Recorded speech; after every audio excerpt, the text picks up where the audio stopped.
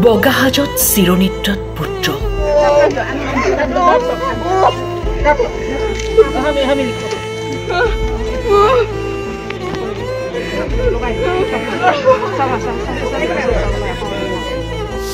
অকালতেই গুচি গ'ল পুত্ৰ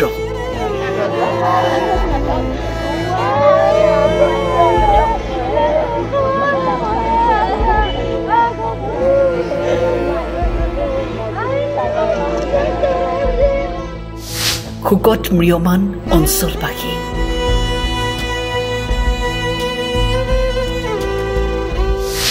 ঘূৰি নহা বাটেৰে গুচি গ'ল সঞ্জয় এই ঘৰখনৰ একমাত্ৰ পুত্ৰ আছিল অঞ্চলবাসীৰ গৌৰৱ মৰণোত্তৰ পৰীক্ষাৰ পিছতেই যুৱকজনৰ মৃতদেহ ঘৰ আহি পোৱাৰ পিছতেই কান্দোনৰ ৰূপ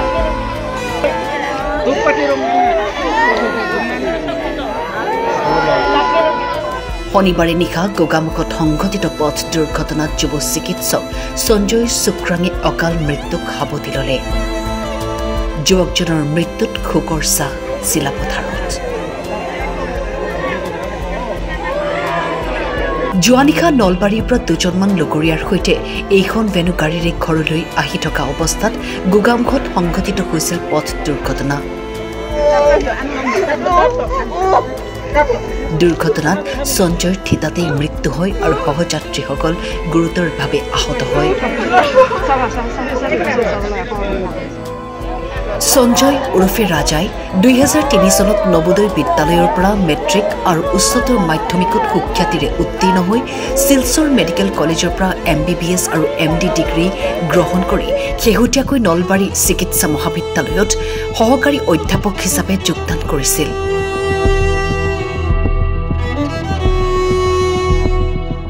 ছাত্ৰ অৱস্থাৰ পৰাই মেধাসম্পন্ন যুৱকজনৰ অকাল মৃত্যুত শোকত মৰ্মাহত হৈ পৰিছে আত্মীয় স্বজনৰ লগতে অজস্ৰ গুণমুগ্ধ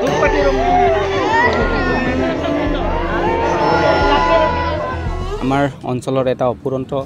ক্ষতি হৈছে আমাৰ যিহেতু উঠি অহা এজন নৱ চিকিৎসক বৰ ভাল আছিলে তেখেতে এছিষ্টেণ্ট প্ৰফেচাৰ হিচাপে নলবাৰী নতুনকৈ যিটো মেডিকেল কলেজ স্থাপন কৰা হৈছে তাতে কৰ্তব্যৰত আছিলে চিলাপথাৰ আমাৰ জোনাকী নগৰৰ বাসুদেৱ চুংক্ৰাঙৰ একমাত্ৰ পুত্ৰ সঞ্জয় চুংক্ৰাং তেখেত এজন চিকিৎসক আছিলে চিলাপথাৰৰ গৌৰৱ আৰু তেখেতে কৰ্তব্যস্থলীৰ পৰা আহি থাকোঁতে নলবাৰী আহি আছিলে নলবাৰীৰ পৰা গোগামুখতে ৰাতি আজি আৰ্লি ইন দ্য মৰ্ণিং ৰাতিপুৱা মানে 2-3টামান বজাত প্ৰায় এটা দুৰ্ঘটনা সংঘটিত হ'ল তাতে তেখেত ডিব্ৰুগড়লৈকে 108ত লৈ যোৱা হৈছিলে যদিও মানে তেখেতক চিকিৎসালয় তাতে মৃত ঘোষিত কৰিলে ঘটনাটো ঘটিলে আপোনাৰ গোগামুখত আমি অতিকৈ মৰ্মাহত হৈছোঁ তেখেতৰ মৃত সময়ত তেখেতৰ মাক দেউতাক লগতে বাইদেউ এজনী আৰু ভণ্টি এজনী বয়স তেখেতৰ বয়স প্ৰায় 36 সামথিং তেনেকৈ চিলাপথাৰৰ পৰা মণিকান্ত টায়াৰ ৰিপৰ্ট